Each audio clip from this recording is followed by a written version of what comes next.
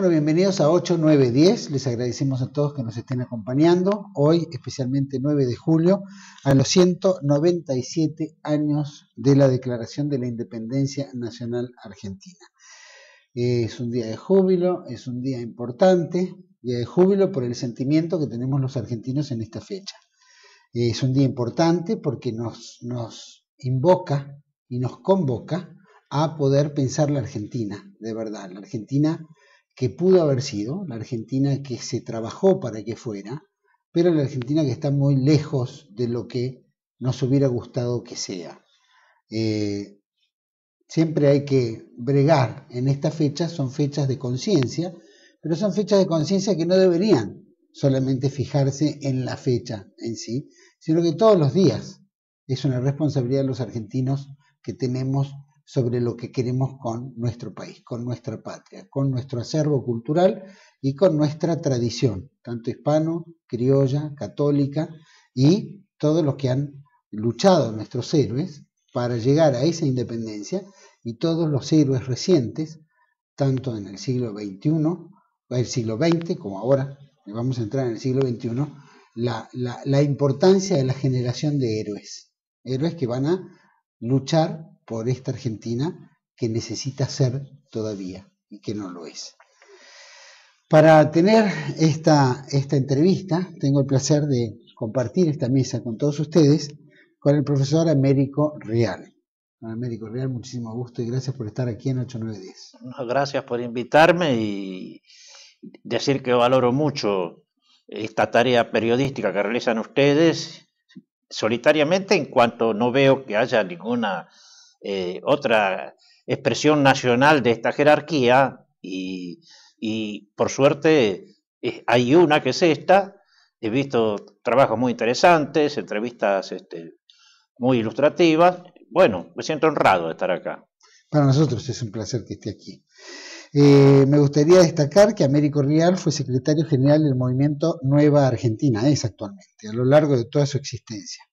Américo Rial se dedicó al periodismo en lo que hace a la especialidad deportiva en diversos medios como el Canal 7, Crónica y otros medios radiales. Fue director de la revista Las Bases a partir del regreso del general Perón a la Argentina el 20 de junio de 1973. Entre el 74 y 76 se integró al directorio de la agencia Telam y en el 1989 se desempeñó como titular de la Comisión de la Vivienda en la Municipalidad de la Ciudad de Buenos Aires. Comenzó su militancia cuando era estudiante secundario y fundó el movimiento Nueva Argentina el 9 de junio de 1961 junto a otros compañeros ya fallecidos en el bar Madrid, ubicado en Diagonal Norte y Lavalle, nutriéndose de militantes peronistas y nacionalistas que buscaban encolumnarse dentro de un movimiento justicialista con acento nacional. Su fecha de fundación se correspondía al homenaje de los fusilados en la Revolución de 1956, que fue encabezada por el general Valle.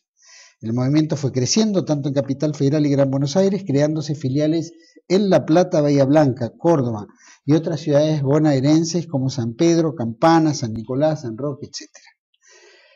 Américo, un placer y realmente un placer tenernos aquí en el canal. Muchas gracias. Sí. Real, me gustaría que comentara primero ¿qué simboliza el 9 de julio o cómo ve el 9 de julio después de 197 años?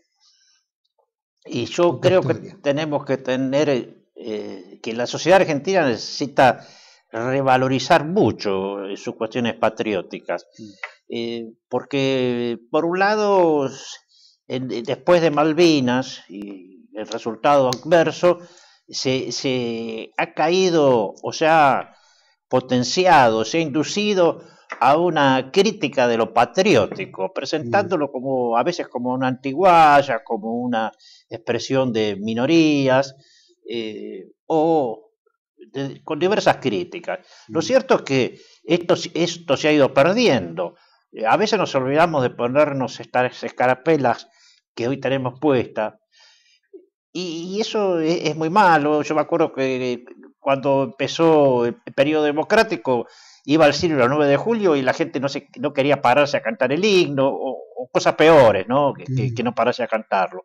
Bueno, Parecería que uno no se podía pelear con una marea de gente equivocada. Y todas estas cosas que se han ido perdiendo es la pérdida de la identidad nacional. Y sin identidad la nación no existe. O sea, lo que se está poniendo en riesgo es la existencia misma de la nación.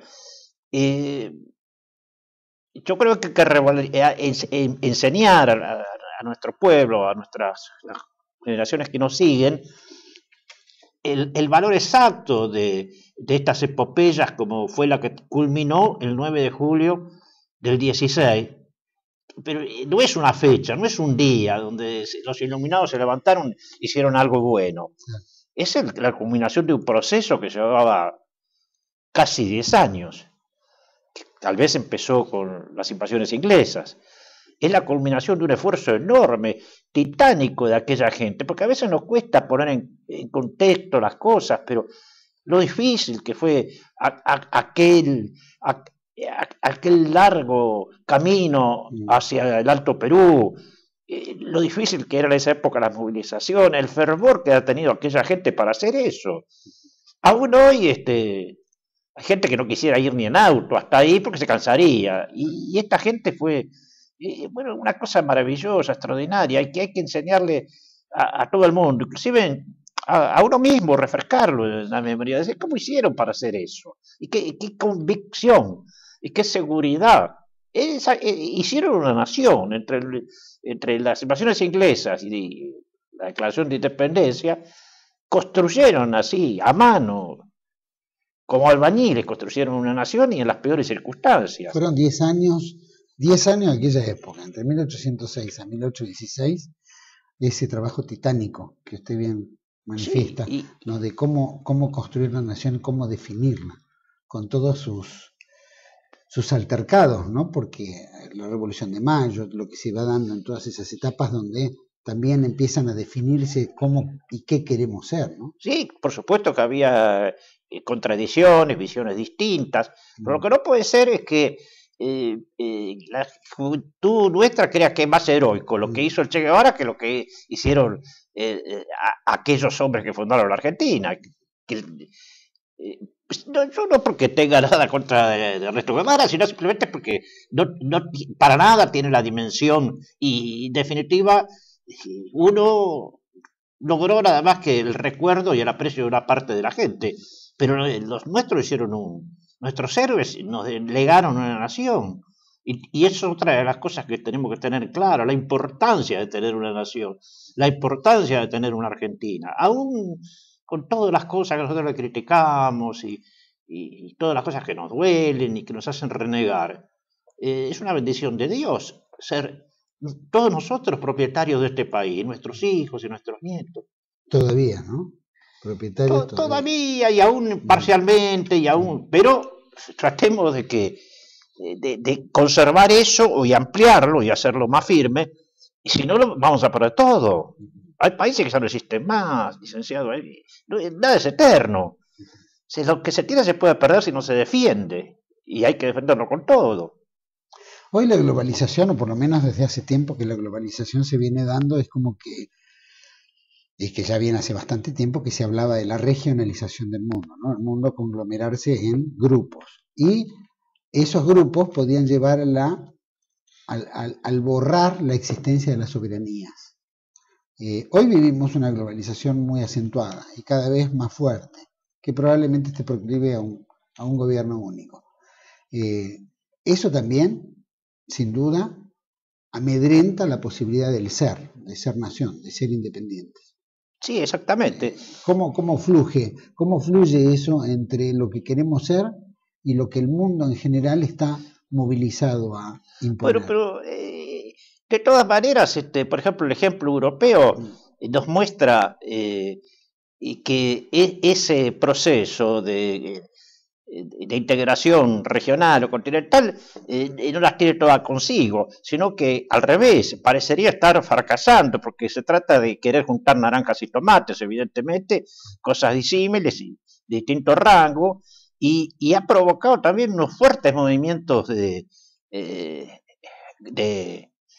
contestatario frente a eso, movimientos contrarios a a esa integración así de forma coercitiva y arbitraria. Y esos movimientos están creciendo. Eso lo tenemos que observar porque esos movimientos están creciendo y están constituyéndose en una nueva fuerza política importante en Europa. No sé hasta dónde estará su techo, hasta dónde llegarán, pero aún contramarea, crecen. La situación nuestra regional es otra, pero también tenemos que andar con pie de plomo porque no se puede. A veces hay sectores políticos que nos hablan fácilmente de la patria grande, qué sé yo. Bueno, está muy lindo tener una patria grande, pero empecemos por casa, ¿no? Empecemos por cuidar la chica. Claro, que no es chica para nada, claro. Es demasiado grande y demasiado hay que cuidarla. Y avanzar después desde nuestra seguridad. Entonces sí, irnos acercando a nuestros países más próximos o hermanos, o históricamente más cercanos a nosotros, pero no podemos meter en la misma bolsa a la República Dominicana y a la Argentina porque son cosas distintas. Desde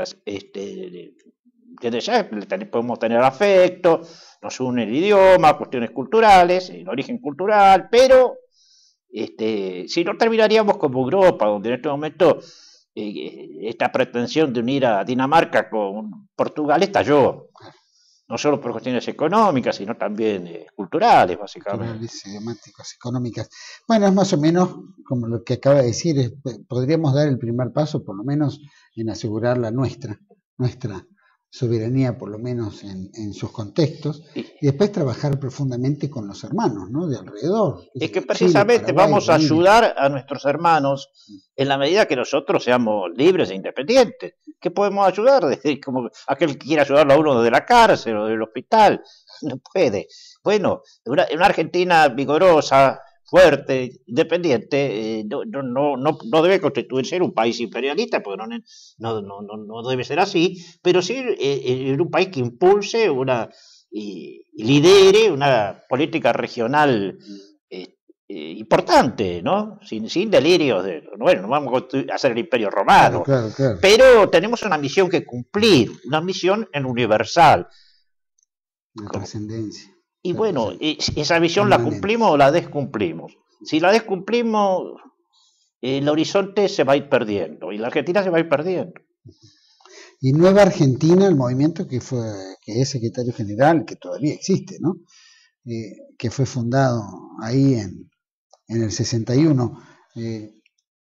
¿Cómo entraba en ese contexto? ¿Ya era más fácil el movimiento cuando surgió, el acompañamiento? ¿Cómo fue el traspaso de ese tiempo hasta el hoy del movimiento nuevo? Y bueno, una serie de vicisitudes que son las que vivió la Argentina. Diríamos que nacimos en una realidad, vivimos en otra, y ahora estamos, por lo menos, en una tercera realidad distinta. Nosotros, como usted bien dijo al principio, nacimos no de casualidad, un 9 de junio, 5 años justo después, poco tiempo después, ahora 5 años vemos que es poco, entonces nos parecían muchos, pero sí. son muy pocos, de aquel intento del general Valle, coronel Cogorno y una serie de militares y civiles de darle otro destino al país y que terminó en los fusilamientos. Para nuestras mentes juveniles, teníamos entonces 19, 18, 20 años, era todo un ejemplo de heroísmo, precisamente lo que decía usted, la necesidad de tener héroes. En realidad eran más mártires que héroes, pero bueno, era un ejemplo de patriotismo, de entregar la vida, bueno, a la luz de eso, pero era una realidad políticamente muy diferente. Nosotros buscábamos preservar la orientación nacionalista del peronismo y ir separando las versiones que considerábamos incorrectas. Hablábamos de infiltrados. Bueno, algunos eran infiltrados, otros simplemente confundidos. Nosotros los tratábamos a todos incorrectos, a todos los incorrectos como infiltrados. Bueno, son pasiones, las pasiones de la juventud, pero no estaban muy desenfocados en aquella visión de preservar el carácter nacional y cristiano del movimiento peronista, porque a pocos años de andar, capaz que una década, qué sé yo, eso se manifestó en forma muy contundente y agresiva, ¿no? Mediante la aparición de la guerrilla marxista Claro, que ya empezaban los movimientos en aquella época, porque en la década del 70 es cuando ya están casi solidificados, pero ya en el 60 y poco ya comienza sí, no, este avance. ¿No es aquello cierto? que alertábamos en el 61, por supuesto que no era nuestra única No era, preocupación.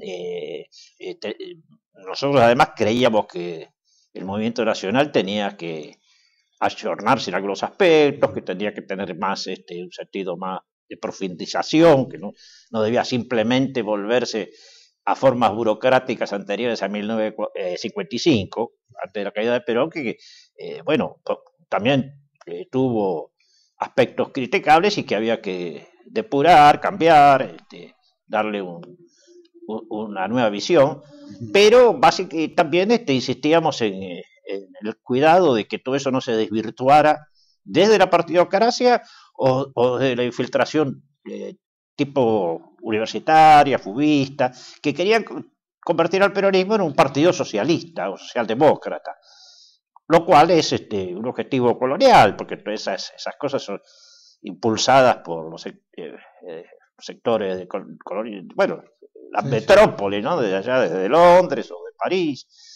Y bueno, frente a eso combatíamos. Pero después ya el asunto cambió, el horizonte internacional, la Guerra Fría se hizo mucho más ostensible, se hizo más presente en la Argentina. Yo pienso que una de las cosas que perjudicó a la Argentina fue que nos incluimos dentro de los bandos políticos de la Argentina y se internacionalizaron. Dejaron de ser viejas peleas de partidos que por supuesto tenían intereses tal vez no nacionales en algunos casos y demás, pero eran partidos de argentinos. Y después ya terminaron siendo bandos de la Guerra Fría. Se internacionalizó la política argentina y hizo irreconciliable los bandos, porque la medida que se trabaja para quien no está dispuesto a conciliar, está en una guerra mundial o que sea guerra fría, bueno, mal pueden conciliar los soldaditos del sur acá. Y bueno, eso hizo que la Argentina caminara hacia situaciones dramáticas y tristes, sangrientas, y que desgarraron la unidad nacional en algunos aspectos. Por eso íbamos advirtiendo eso. Después en el camino, bueno, sucedieron una serie de cosas que fueron cada tanto modificando las posibilidades de actuar o corrigiéndolas, pero por la acción o por la palabra seguimos pensando básicamente las mismas cosas, aunque tácticamente lo hagamos de manera distinta. Ya no se pueden hacer algunas cosas que se hacían a principios de la década de 60, ¿no? Había más entusiasmo, más... Y había una actitud, otra actitud, más deportiva en la política. Había más militancia, la gente estaba más predispuesta a actuar, a trabajar, a ayudar. Creía más la gente, ¿Sí? Creía más. Bueno, han pasado cosas en la Argentina que descreyeron a la gente y siguen pasando. Todo lo que está pasando es difícil de creer para la gente. La gente tiene un desdén. Por más que después vaya, vote a uno, vote al otro, o cuando faltan 5 días para las elecciones, se ponga la camiseta de alguno. En el fondo, no cree. No hay fe. Y eso es malo. ¿Tuvieron involucrados, por ejemplo, desde esa época también comenzaron con la resistencia peronista? ¿Tenían vinculación con los compañeros de la resistencia? Sí, nosotros teníamos que... desde ya, sí. Bueno, a pesar de que éramos muy jóvenes, cada uno de nosotros tenía alguna actividad anterior. Un par de años de militancia anterior. Algunos ya estaban vinculados con la resistencia peronista. Nosotros nos sentíamos como parte de ella en la medida esa de la edad y en la medida de aquello que podíamos hacer. Pero como la resistencia peronista era una suma de pequeñas acciones individuales, bueno, las nuestras eran también pequeñas acciones individuales, pero sumaban a a esa situación de la llamada resistencia. También encontramos en la resistencia peronista hombres valiosos que habían estado el nacionalismo del 45, la Alianza. Por ejemplo, me iba a nombrar a uno, dos, Alberto Talagano, que después fue, o Juan Puigó, y esa gente para nosotros se constituyó en guía, maestros, nos hicieron entender situaciones y cosas. Y bueno, ahí hay una continuidad histórica, que nosotros también pensábamos que en encontrar la continuidad histórica con aquellos movimientos nacionalistas del 45, del 46, y que de alguna manera fueron subsistiendo, pero ya después con muchos altibajos y muchos inconvenientes, ¿no? Y nosotros recordamos que Talagano fue un gran educador, escribió libros sobre la educación argentina y fue rector de la Universidad de Buenos Aires, ¿verdad? Sí. Rector en el año 74, 75. Yo pienso que en el 74, 74.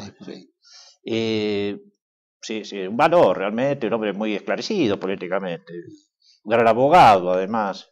73, 74. Sí. Tomó en sus manos aquello que era una brasa caliente. La Universidad de Buenos Aires, hasta había calabozos, tenían detenido cárceles del pueblo, no hablemos de armas, porque eso eran polígonos, eran lugares de combate, era todo la universidad. Sí, bueno, fue el foco de difusor de la guerrilla, y no solo difusión, sino, bueno, acción y todo eso. Ahí tuvo que ir Alberto Talagano a poner el pecho y a limpiar eso. Y logró su cometido. Después, bueno, lo que pasa con el correr de los años, todo se va desvaneciendo o estabilizando, van cambiando cosas, pero en su momento fue el hombre que pasó la escoba. Un día vamos a tener que tocar el tema de Talagano. Hay un compañero en común que se llama Mario Rubén Maquiavelo, que también fue sindicalista en aquella época en el área universitaria, entonces tuvo que tratar mucho con Talagano y tiene cuentos realmente admirables. Muy interesante, me va a gustar escucharlo. Que sería muy lindo agrupar muchos de los que estuvieron por lo menos cerca o conversaron o desmenuzaron, porque se ha desvirtuado mucho la imagen y el accionar de Talagano. Sí, bueno, parece que en un reportaje, en un momento que lo estaban hostigando demasiado, con el famoso argumento de la izquierda, que a todo lo que no son de ahí o no les gusta, le cuelgan el nombre de fascista, que es casi gracioso porque se lo han puesto a socialistas, a cualquiera. Sí. Lo hostigaron mucho con eso y Alberto dijo que yo soy fascista y qué. ¿Y qué? Soy facho y qué. Bueno, lo cierto es que, mire, Talagano era admirador de Alberto Mussolini, eso es cierto, y su construcción política. Pero también es cierto, porque eso nos lo dijo a nosotros varias veces, que él creía que el justicialismo, lo que expresaba Perón, había superado el fascismo, porque el fascismo era una construcción fundamentalmente estatista. Y el justicialismo hablaba de la construcción social a partir de las organizaciones libres del pueblo, y por lo cual él consideraba que el justicialismo no era fascismo, era otra etapa distinta de la forma que toman los movimientos nacionales. O sea, él, digamos, eso es lo que pensaba. Ahora después se lo hicieron engranar y dijo eso. Bueno, debe haber sido como en algún momento lo hostigan tanto que sí. Está bien, mira. Pero a partir de eso se construyó una leyenda negra que no está definida por eso, sino está definida porque los corrió de la universidad. Corrió la guerrilla de la universidad. No fue poca cosa. Como Rucci, por ejemplo, la corrió de los gremios. Y entonces son personajes odiados. Y así terminaron muchos de ellos, ¿no? Claro. Desgraciadamente. Bueno, vamos a ir a un corte y volvemos enseguida acá en 8910 con el profesor Américo Rial. Siguiendo hablando un poco de historia, también del movimiento y bueno, y de la actualidad política. Ya volvemos.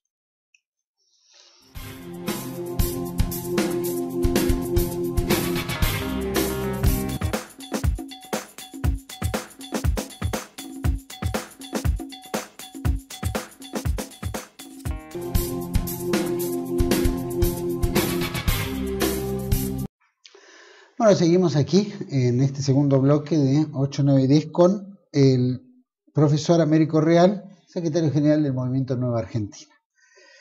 Real, aparte periodista, por supuesto. Real, el Movimiento Nueva Argentina, ¿qué dimensión llegó a tener en la época del 61, 62, 63, cuando fue creado y fue desarrollándose? ¿Llegó a ser digamos, un movimiento de influencia? ¿Tuvo peso? Sí, sí, era un movimiento juvenil. No nos planteábamos nosotros como una mera juventud, como puede ser la juventud peronista, porque pensábamos que eso era una cuestión que nos limitaba en el tiempo y que además podríamos terminar siendo parte de un esquema burocrático partidario, como la juventud de cada partido, ¿no? Que son los muchachos que van a pegar los carteles del partido y salen de fiscales con la elección. Esa no era nuestro objetivo, ni nuestra misión. Era más doctrinaria, era más de... Sí, en alguna medida fuimos una formación especial, pero después la palabra cayó en usos un poco como sustituto de organizaciones guerrilleras y eso nada que ver, ¿no? Pero bueno, nosotros lo sentíamos así como una formación especial dentro del movimiento nacional.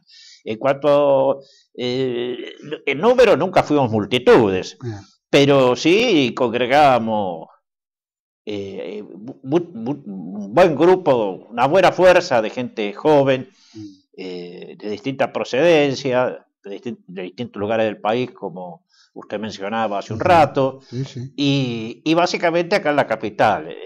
Tuvimos un crecimiento sostenido hasta que en el año en el 66 llega el movimiento militar que pone Ilía, y bueno, ahí se paraliza la actividad política. Paradójicamente nosotros que siempre apostamos al movimiento nacional donde deberían confluir para nosotros las Fuerzas Armadas y el pueblo, cada vez que vino un golpe realmente nos perjudicó particularmente, porque nos tomó en periodos de crecimiento, tanto básicamente este es el 66, como ya con otras características, de otra forma en el 76. Pero bueno, si fuera lo único que perjudicaron, estaríamos todos muy contentos, ¿no? Porque, bueno, lo importante son los intereses nacionales, no el que crezca un grupo político. Lo cierto es que el 66, el cese de la actividad política, el cierre de locales, la imposibilidad de dictar periódicos, o por lo menos periódicos así muy definidos políticamente y partidariamente como el que hacíamos nosotros, ahí quebró nuestro crecimiento. Esa fue una situación. Y bueno, después ya la situación del país fue cambiando, mucha gente tomó caminos circunstanciales dentro de cómo se fue dispersando la juventud, ¿no? Es decir, algunos creyeron los peces de colores de la patria socialista y todas esas cuestiones que se difundían entre la muchachada para utilizarla, para llevarla a donde la llevaron, y en muchos casos al peor de los lugares, ¿no? En esa época, por ejemplo, había surgido el movimiento nacionalista Tacuara. Bueno, ¿tenía vinculación, no? Sí, teníamos vinculación. Eran jóvenes aparte, ¿no? Claro, pero Tacuara en realidad surgió antes de Nueva Argentina. Tacuara en realidad se llamó primero, ya promediando los 50, bueno, esto lo habrán explicado tal vez ellos mismos, pero Grupo Tacuara de la Juventud Nacionalista. Después creció los años ya en la época principio del gobierno de Arturo Frondizi, cuando se planteó la posibilidad de la enseñanza libre, que se dividió el estudiantado en dos bandos bastante reconciliables, los laicos y los libres, que se peleaban en los colegios, en las plazas, en la universidad. Los libres estaban cerca de la posición cristiana y los laicos cerca de las posiciones socialistas. Bueno, ahí se crece fuerte la Unión Nacionalista de Estudiantes Secundarios, UNES, que había tenido una etapa anterior en el 45, de ahí salió Pasaponti, considerado el primer mártir del peronismo, porque lo mataron el 18 de octubre del 45. Bueno, después se extinguió, o dejó de actuar la UNES, pero volvió con fuerza allá en el 58 y 59. Y sobre esa base de la UNES, Alberto Escurra y otra gente fundan el movimiento nacionalista Tacuara. Eso debe haber sido al final del 58, por ahí. Nosotros tuvimos contacto con ellos y algunos de los fundadores de nuestra agrupación pertenecieron a un sector de Tacuara que se llamaba la Brigada Sindical, que eran aquellos muchachos que no tenían actividad universitaria, porque ya se dedicaban a trabajar y entonces actuaban dentro de gremios. Bueno, cuando nosotros planteamos la Constitución de Nueva Argentina, básicamente era con la idea de que nacionalistas éramos todos, pero nosotros creíamos que había que actuar dentro del peronismo. Los amigos de Tacuara, camaradas, tenían reticencia a eso, o dudas. Ellos creían que había que caminar al costado del peronismo, pero no sumergirse en el peronismo. Porque dudaban de que eso licuara su existencia política. Bueno, son visiones y muy respetables como las que hay siempre entre la gente que piensa la política, ¿no? Bueno, algunos de ellos participaron, Calabró, Pinacchio, son fundadores conmigo y con los demás compañeros iniciales del Movimiento Nueva Argentina. Pero no había rivalidad. Y más aún, mucha gente de ellos después se fue agregando, porque nosotros íbamos planteando situaciones que a ellos les parecía interesantes apoyar. Bueno, esa es la situación, pero quiero que quede claro que no había rivalidades ni cuestión de camisetas, sino simplemente metodología. Metodología, esa es la palabra, profesor. Y esas metodologías se dividía, por supuesto que entre el peronismo, lo acaba de decir muy bien, el nacionalismo en general no era solamente Tacuara, el movimiento Nueva Argentina, había otros grupos nacionalistas que tal vez discrepaba con... Bueno, sí, había otro grupo de gente joven que también se escindió de Tacuara, que era la Guardia Restauradora Nacionalista, que a su vez después creo que se separó en dos versiones. Nosotros teníamos muy buenas relaciones con una de esas versiones, que era gente de la zona sur, de Lomas de Zamora. Pero bueno, cosas que a lo mejor ya no tienen importancia. Lo cierto es que lo más importante es que existía toda una generación de pensadores y luchadores del nacionalismo que venía de los años 40, algunos del final de los 30. Bueno, hoy lamentablemente toda esa gente ya no está más, pero esa gente hizo todo un camino. Por nombrar una cosa, un solo detalle, por ejemplo, el periódico Azul y Blanco, que sacaba Marcelo Sánchez Orón, donde escribía una cantidad de gente realmente pensadores, gente muy valiosa intelectualmente. Después el revisionismo histórico, José María Rosa, Alberto Contreras, Atilio García Mellini, la lista, qué sé yo, Fermín Chávez, una lista muy larga, donde también se manifestaban esas diferencias de enfoque que teníamos los jóvenes.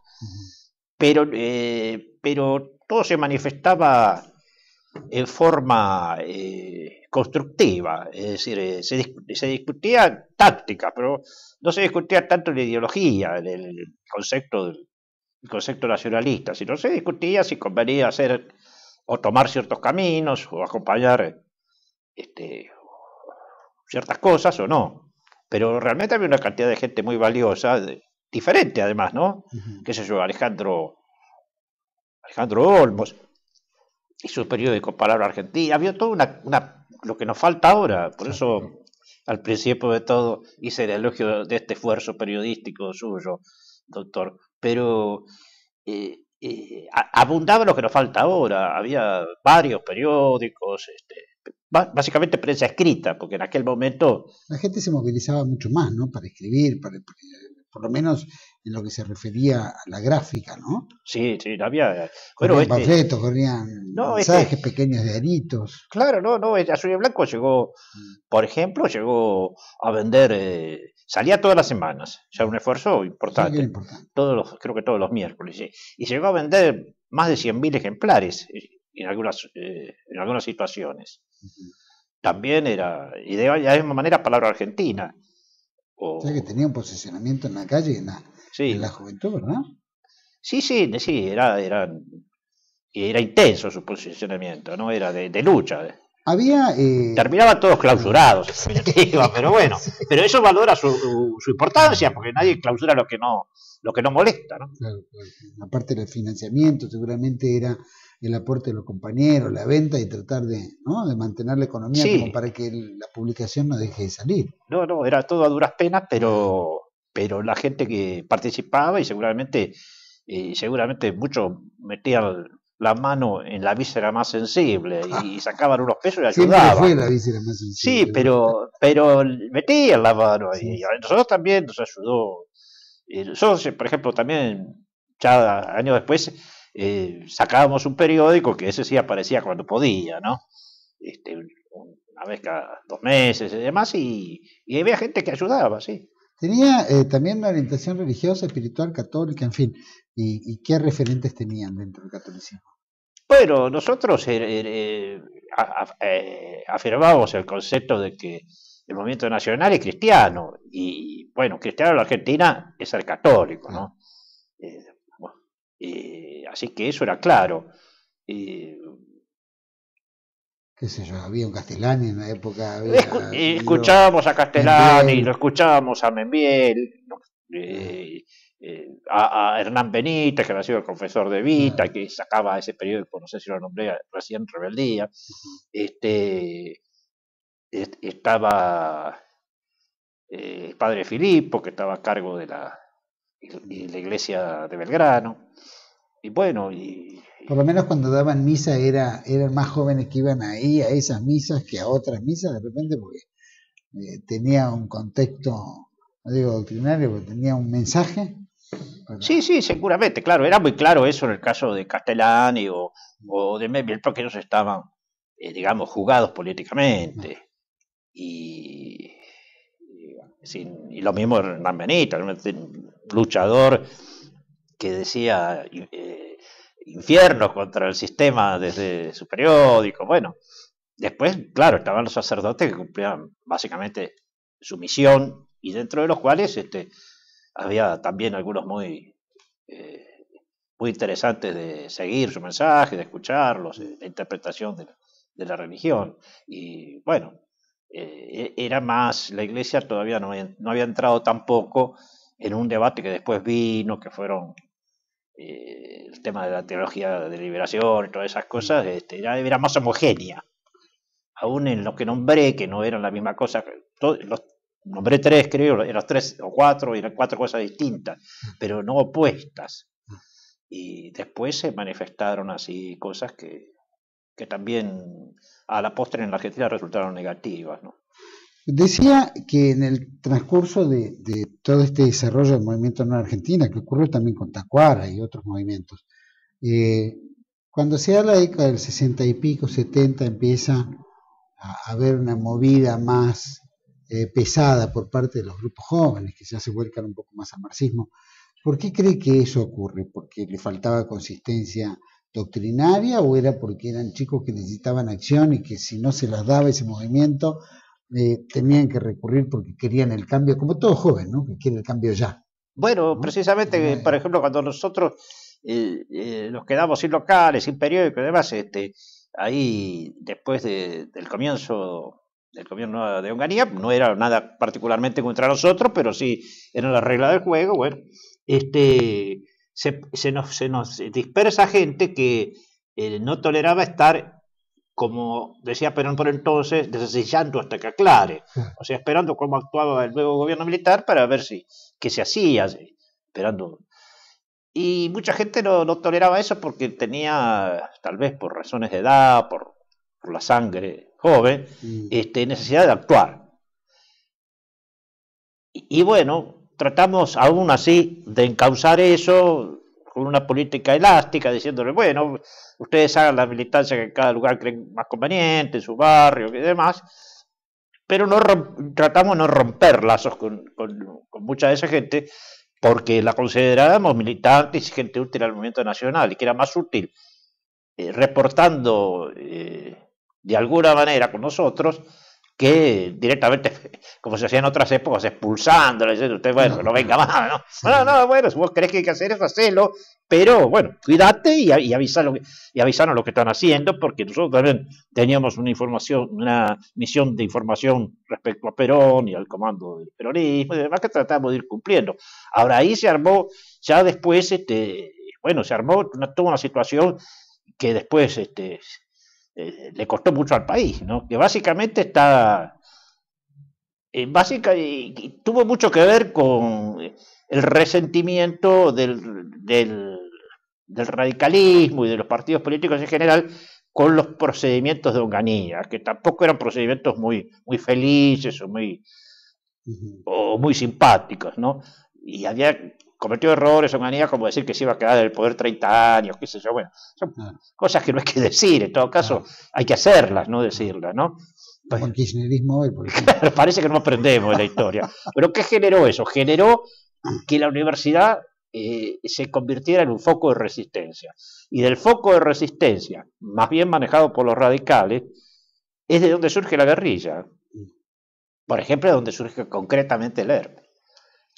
Surge de ahí y de otro lado. Ahora, lamentablemente, como toma la iniciativa de la acción, algunas gentes cercanas a nosotros y a otras organizaciones que necesitaban acción sí o sí, como si fuera una droga, bueno, se fueron para allá, pero no de mala fe, sino simplemente porque le daban una posibilidad de combatir algo que ya necesitaban casi físicamente, ¿no? Vamos a ir un corte, volvemos enseguida con Américo Real, un poco escarbando en la historia nacional y del movimiento nacional. Ya volvemos.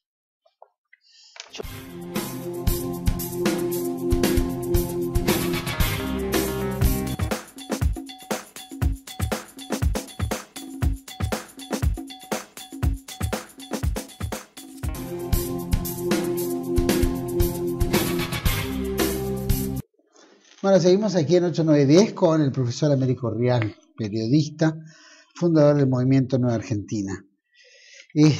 Real, quería preguntarle sobre este tema. En esa época que veníamos del bloque anterior conversando, que la juventud se fue desviando hacia otro sector un poquito más violento, quería una acción más concreta y más rápida.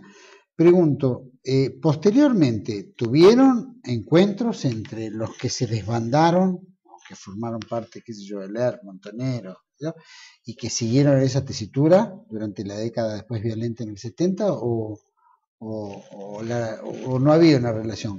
¿Conocían dirigentes que habían estado con ustedes y que después se fueron al otro lado? Como también le pasó a Tacuara, ¿no? Que muchos de Tacuara se fueron bueno, en principio hacia la izquierda. ¿Cómo? Sí. Habría que hablar de sobrevivientes. Y con los sobrevivientes sí, tuvimos y tenemos relaciones o trato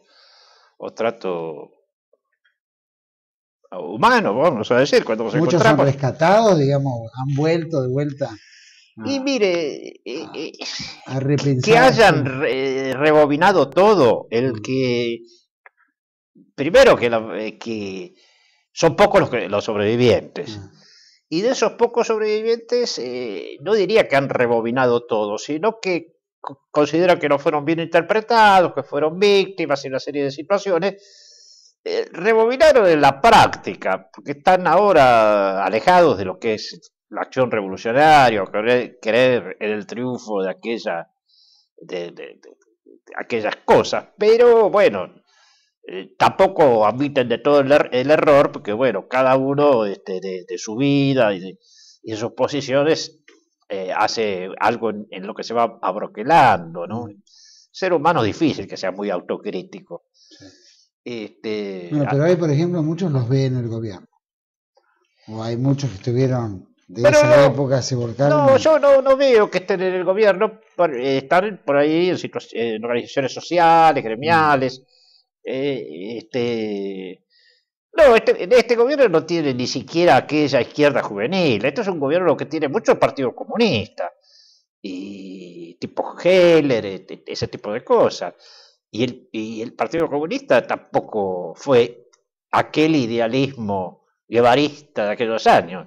El Partido Comunista era una organización totalmente ligado al régimen liberal, ¿no? Y gorila, 100%.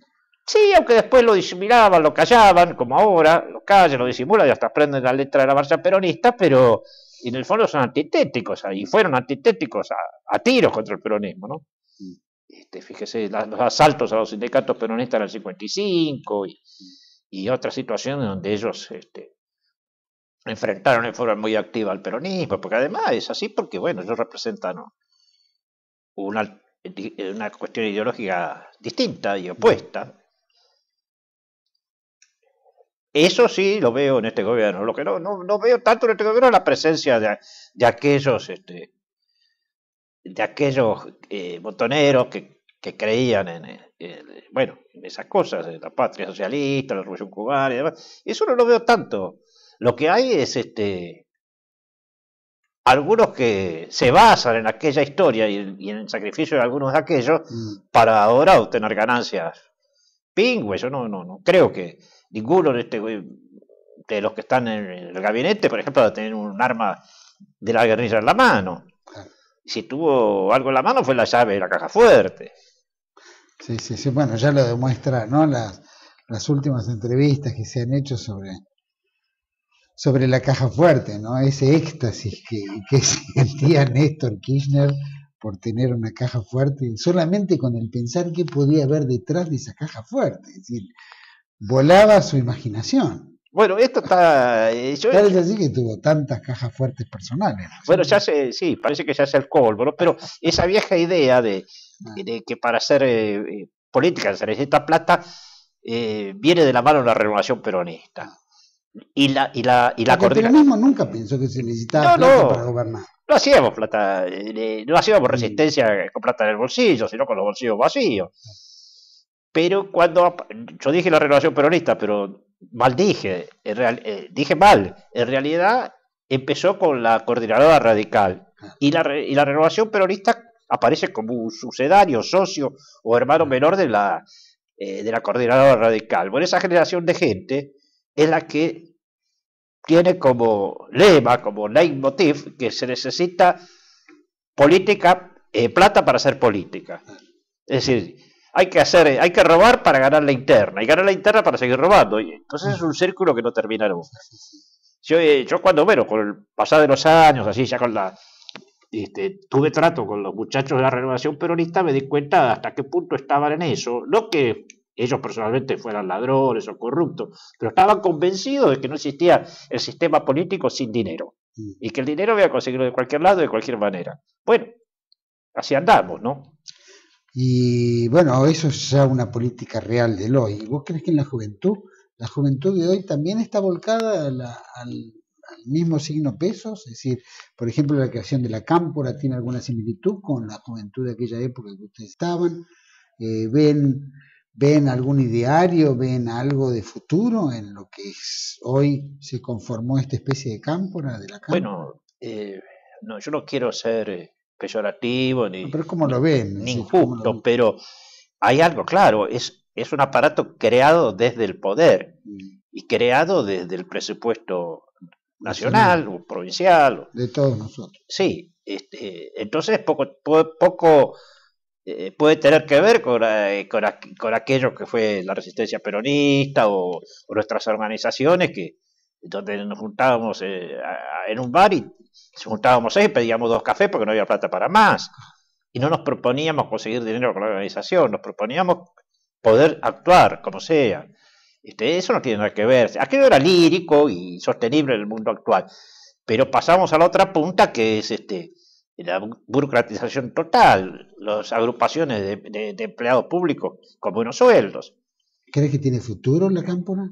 ¿O es un tema que va a durar solamente lo que dure este gobierno? Y si depende del presupuesto y del gobierno y de la caja oficial, va a durar lo que dure los que manejan esa caja. Es decir, si se prolongan en el tiempo, bueno, ellos seguirán cobrando, si no... Pregunto esto porque en general uno subestima, ¿no?, el tema de la Cámpora. Y pregunto esto porque la Iglesia por ejemplo, o los movimientos, siempre eran consistentes con su doctrina y su forma. Poco a poco los fueron infiltrando, y parece que la infiltración hizo más efecto que toda la doctrina que tuvieron durante tantos años. Y se terminaron bastardeando. Si en este esquema la Cámpora integra la administración pública, infiltran la administración pública, quiere decir que el futuro de la administración pública uno lo va a tener que negociar con la Cámpora. O sea, el día que se quiera gobernar un gobierno nuevo, va a tener que negociar con la Cámpora, como si fuera un sindicato nuevo, como si fuera un ente de poder dentro de la administración pública. Va a ser muy difícil echarlo, va a ser muy difícil sacarlo, va a crear un conflicto grave. Es decir, no es un tema que uno les corta el contrato, el chico se fue y se terminó. Creo que estos chicos vienen con un acervo mucho más grosero, mucho más... Yo dudo que ellos, sin ser parte del oficialismo o del gobierno de turno, tengan cohesión y actúen de conjunto. Es decir, que tengan voluntad política para decir, bueno, estamos en la mala, pero vamos a ir para adelante para volver a... como pasó... volvemos para atrás con la resistencia peronista, o sea, estaba todo perdido, era inimaginable que Perón volviera a la Argentina y demás, y bueno, pero hubo coherencia, no desde los puestos públicos, sino al contrario, desde la calle. Pero esto, yo no creo que esto no es así, yo no creo que, creo que con las excepciones del caso, seguramente tendrán gente pensante, gente militante y demás, bueno, cualquiera... respetable, ¿no? Pero la base parece ser el otorgamiento de empleo, es una salida laboral la Cámpora. Ahora, creo que eso se dispersa a la medida que cambia el patrón. Pero si el patrón no está administrando, pero está fuera de la administración, puede seguir manejando desde afuera como copian tanto a Perón, capaz que creen que pero no, Cristina estando qué sé yo, fuera de la función pública, va a dominar como Perón influenciaba en su época desde el exilio. Puede ser algo parecido, digo, porque tiene... Bueno, ellos pueden pensar eso, los más idealistas, digamos. Yo creo que muchos otros, yo no hablo de cantidades, ni digo la mayoría, no sé, pero muchos otros están pensando nada más que en acomodarse con el que venga al lugar de la señora Cristina, sea cercano o lejano. O sea, aunque sea Margarita Stolbizer, la futura presidenta, se van a hacer stolbicistas, qué sé yo. No sé. No, porque ellos es una cuestión práctica. Y muchos de ellos nunca nadie les explicó que la vida es distinta. Bueno, pero como han tenido la costumbre de traicionar permanentemente, digo, desde el kirchnerismo, el propio Néstor Kirchner y la propia Cristina, es decir, lo que se diga en un momento tiene la vigencia de ese momento. Después dirá otra cosa y ya tiene otra vigencia y tendrá otro lineamiento. Es decir, no hay nada escrito, no hay nada... Bueno, si los maestros fueron digo, esos. Como ellos trataron tan mal a los que los acompañaron hasta llegar donde llegaron, ellos deben tener desconfianza en cualquiera que suba después de ellos, porque ellos van a dejar de ser quienes fueron, o quienes son, o quienes quieren volver a ser, ¿no es cierto? Bueno, por eso creo que este tipo de elementos, que en algunos casos está muy relacionado con lo laboral, con el que paga el sueldo y demás, automáticamente va a girar hacia el nuevo, a quien administra la caja, al nuevo gobernante. Y sí ponerse colorados. En todo caso van a decir que el nuevo gobernante, ya le digo, que sea Altamira, también es un movimiento nacional y popular como ellos. Y se acabó, aunque venga inimaginable. Bueno, el poder mediático que han construido, la influencia que han construido, que son corporaciones privadas, pero todas subordinadas a una misma línea. Tal vez por la caja como la Cámpora, ¿no? Pero influencian mucho y hacen y logran. Sí, no, es respetable. Sí. Bañarle la cabeza o lavarle la cabeza. No, yo tengo respeto por la construcción que han hecho, aunque me disgusta, pero así, digamos, técnicamente, si usted dice, bueno, me veo un país cualquiera del África y armo toda una cosa, como arquitectos políticos han funcionado. Lo que dudo que esto sirva a la Argentina. Apuntan a constituir una nueva oligarquía. y en alguna medida lo han logrado. Por eso apoderarse de algunos resortes de la economía, apoderarse de empresas, apoderarse de medios y crearlos o disolverlos. Bueno, todo eso es como intentaron hacer con el campo, que quedarse. En realidad lo del campo fue querer tragarse al campo, querer quedarse con la propiedad del campo, con la renta. Bueno, y eso apunta a formar una nueva oligarquía. Lo que ellos criticaban es, vamos a decir, los años 80 del siglo XIX, es el modelo que tienen para instalarse. Eso sí creo que va a costar modificarlo o hacerlo retroceder.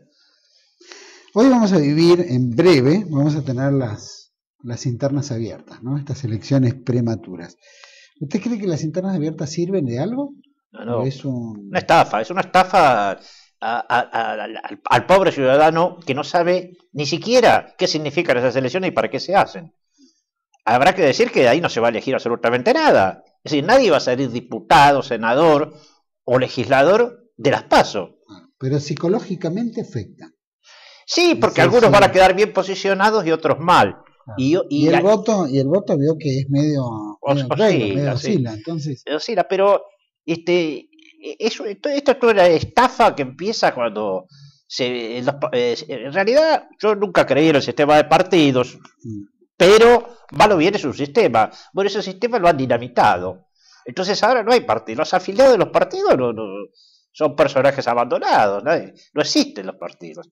Y se quiso reemplazar las elecciones internas de los partidos. Primero se las perjudicó sucesivamente con distintas cosas a través de este periodo democrático. Primero inventaron el voto directo, según lo cual ya no elegían los candidatos, los congresos partidarios, sino directamente los afiliados. Bueno, parecía más democrático. Después inventaron las internas abiertas. Bueno, con eso cualquiera votaba en cualquier partido, hacía un desbarajuste.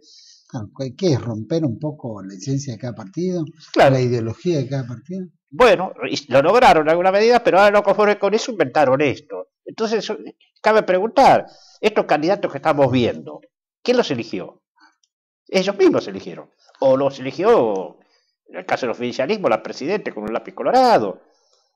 ¿Hay algún candidato? Eso es la democracia. ¿Hay algún candidato así, peronista que usted diga, visualizo? Mire, yo no. Habrá muchos, yo no tengo el peronómetro.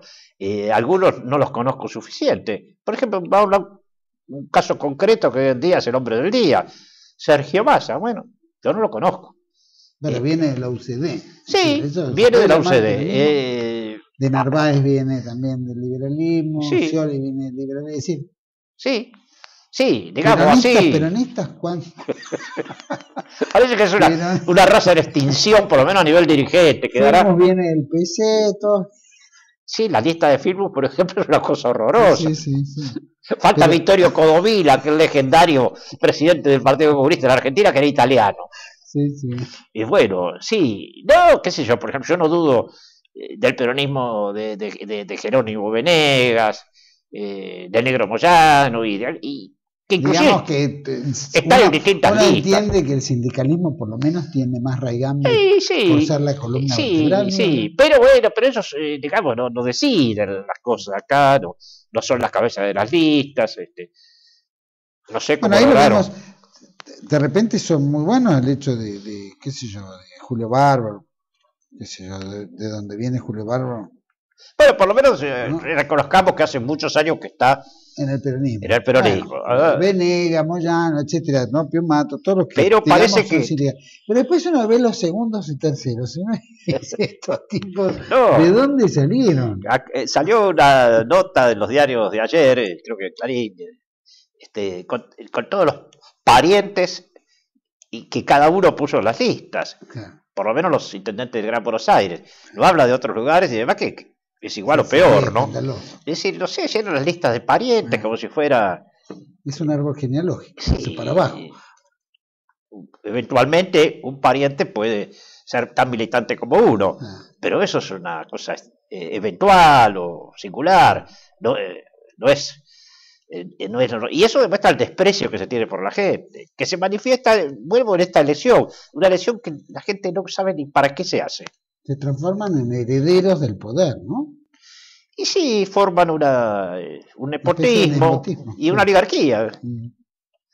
Bueno, en eso estamos, lamentablemente. Entonces, y pregunto, ¿y la justicia social dónde va, dónde está quedando en todo este esquema de la nueva política? Bueno, es que justicia social es una cosa y asistencialismo es otra. El concepto de justicia social que avanzó desde el 43 o del 45 era una dignificación del pueblo argentino. No era regalarle cosas así porque sí, sino elevar, mejorar la calidad de vida, elevar la calidad del pueblo argentino como comunidad, promover a los que estaban muy abajo para que no estuvieran tan abajo. Bueno, no se valoraba como parte constitutiva y básica de la nación la población, el pueblo. Bueno, ese era un concepto. Y eso, bueno, fue generando políticas sociales y demás, además que, evidentemente, era el avance social que se hacía desde los movimientos nacionales o se hacía desde Moscú, de los movimientos rojos. Bueno, acá felizmente se hizo del movimiento nacional, pero eso es una cosa que ahora no tiene nada que ver, porque el asistencialismo que se hace ahora está dirigido básicamente o a mantener a las fieras tranquilas, porque se asustaron mucho con aquello de que se vayan todos y todo eso, y la clase política se asustó y buscó maneras de entrar a repartir caramelos para que los chicos se quedaran tranquilos.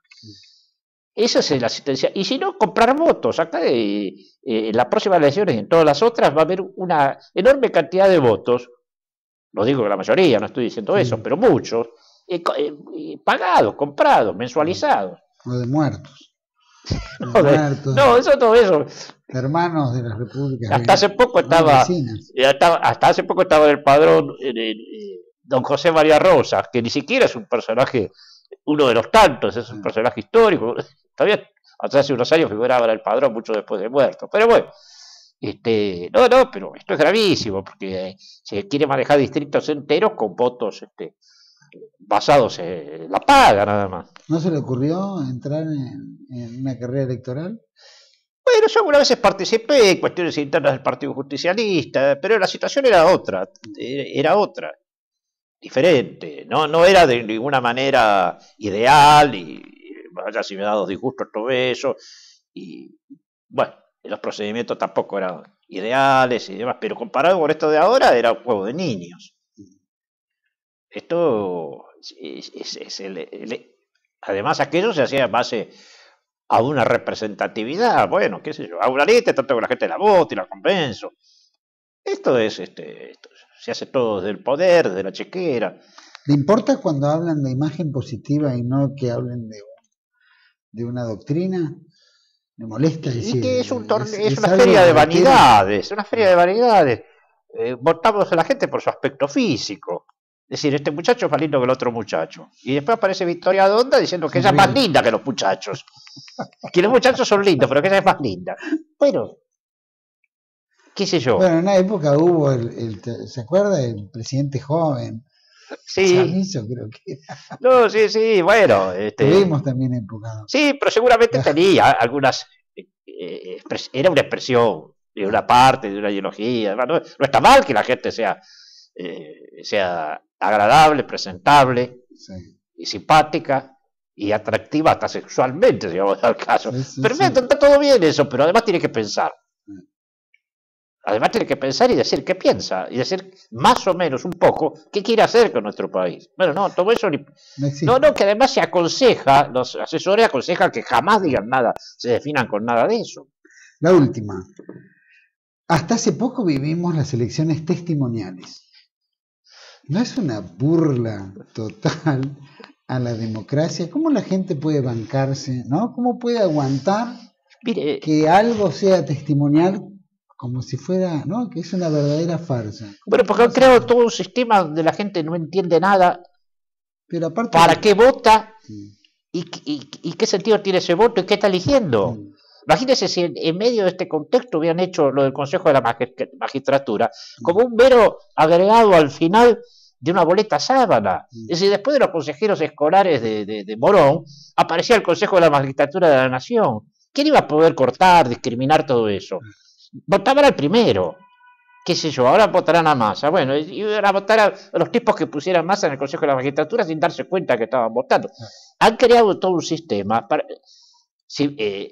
que la gente no entienda nada de lo que está haciendo. Bueno, y sí, en ese punto estamos. ¿La sociedad no se da cuenta de eso? Y la sociedad es... El pueblo. Sí, sí. La sociedad... Más o menos. Ya entró en esta modernidad. No, entró relativamente, pero no sabe para dónde agarrar. Alguna vez nosotros propiciamos, en algún momento, la época esa previa al que se vayan todos y demás, hicimos una fuerte campaña por el voto en blanco y la abstención. Y no digo que por nuestra campaña, pero sí por muchas voluntades, entre ellas las nuestras, hubo una cantidad muy importante y significativa de votos en blanco. Pero después la gente... Yo creo que el electorado argentino usa el voto castigo. Más que votar a favor de alguien, vota en contra de alguien. Entonces, acá la duda es si más gente va a votar en contra de Cristina que en contra de Alfonsín o que en contra... Basta que sea en contra. Si no le gustó algo, va en contra. Es difícil. No va en favor de algo, de algún proyecto, de algún cambio de país. Usan, acá en el Capital Federal de la Argentina, por ejemplo, muchos votan a Macri para votar en contra del kirchnerismo. Y viceversa, muchos votan a Filmus para votar en contra de Macri. Bueno, hasta ahí llega el sentido. ¿Hay diferencia entre Macri y el kirchnerismo? Sí, puede haber algunas diferencias de procedimientos, de discurso. Sí, sí. Simplista. Sí, sí, que hay distintos objetivos aparte, ¿no? ¿Son muy distintos? No, pueden ser complementarios inclusive, ¿no? En algunas cosas... Cuando aparece el Macri terciariza por el gobierno lo que el papá produce con China. Sí, claro. Sí. Acá hay un gran negocio, ¿no? Por eso tenemos tantos vagones, locomotoras y otras cosas de China que no parecen ser de las mejores del mundo, a la luz de los resultados. Sí, sí. Y bueno, sí, además el caso de las propiedades, de los terrenos de IRSA y de todos los grupos que cuentan con el apoyo tanto del macrismo como del cristinismo, el señor Quisilló, que fue a la legislatura a decirle a los legisladores kirchneristas que dejaran de formar y votaran las cuestiones estas relacionadas con tierras en la capital de Buenos Aires para emprendimientos inmobiliarios. Bueno, en esas cosas están totalmente de acuerdo. Bueno, son todos sionistas en ese aspecto, ¿no? ¿Sionistas? ¿Sionistas? No sé. Es un terreno difícil ese del sionismo que representa distintas cosas, ¿no? Pero por los frutos lo conoceréis. Que los frutos no cabe duda. Después, algunos lo definen de una manera, otros de otra, algunas. No es peyorativo por el nombre de estos personajes, sino por lo que representan estos personajes atrás. Bueno, bravo, ¿no? Y representa, sí, a pesar de las distintas vestimentas, representa el poder mundial. Es decir, tanto el gobierno central como el gobierno de la Ciudad de Buenos Aires son representantes del poder mundial. ¿Y Tucumán, por ejemplo? Bueno, que sí. Que hasta le sacaron la cruz a la bandera. Y bueno, sí, fíjese, si acá tiraron abajo la estatua de Cristóbal Colón. Sí. Y quieren hacer lo mismo con la de General Roca. ¿A quién se debe? Bueno, pero estamos sustituyéndola por Néstor Kirchner en muchos casos, y bueno, Juan Azurduy que claro, pero en realidad podría tener tantos otros espacios. Lo que se trata lo que es muy peligroso que con todo eso se deslegitimiza a la Argentina. Porque si planteamos que todos nuestros antepasados o eran ladrones o eran asesinos o genocidas, entonces no es un país que no tiene legitimidad. Y a partir de no tener legitimidad vamos a tener que aceptar cualquier imposición del poder mundial. Como ser el lugar donde aterricen los que sobran en otros países o seguir sacando las cuestiones minerales y agua y todas las demás cosas, y no vamos a tener ni conciencia para oponernos, porque en función de qué podemos oponernos estamos deslegitimados. Palabra difícil, por cierto. Cuesta bueno, tanto decirla que es como, ¿no? Pero es tan fácil hacerlo. Y lo están haciendo. Don Américo Rial, muchísimas gracias. Hemos pasado 1 hora y poco. Bueno, muchísimas. Espero no haberlo aburrido, doctor, y a usted y a su distinguida teleaudiencia. Ni aburrido de nada, ha sido muy fructífero, muy rico, y aparte agradezco muchísimo que haya venido y espero que podamos volvernos a encontrar aquí en TLV1, sea acá en este programa o otro, tocando otros temas que tanto, o tocando los mismos temas, pues. Vamos a ver qué reacción genera el público. Bueno, esperemos haber hecho alguna... Sabe que estas cosas dependen mucho de qué dice. Y que no se enojen, pero bueno, haber hecho alguna pequeña contribución al 9 de julio. Sí, contribuyó, por supuesto, por supuesto. Por lo menos mantiene viva ese espíritu que tenemos muchos, ¿no? Sobre la argentinidad y sobre la Argentina y sobre el futuro que deseamos en un país coherente y lógico. Es lo que queremos, ya ni siquiera estamos diciendo peronista, nacionalista, ya hablamos de la lógica, de la coherencia. Argentinismo.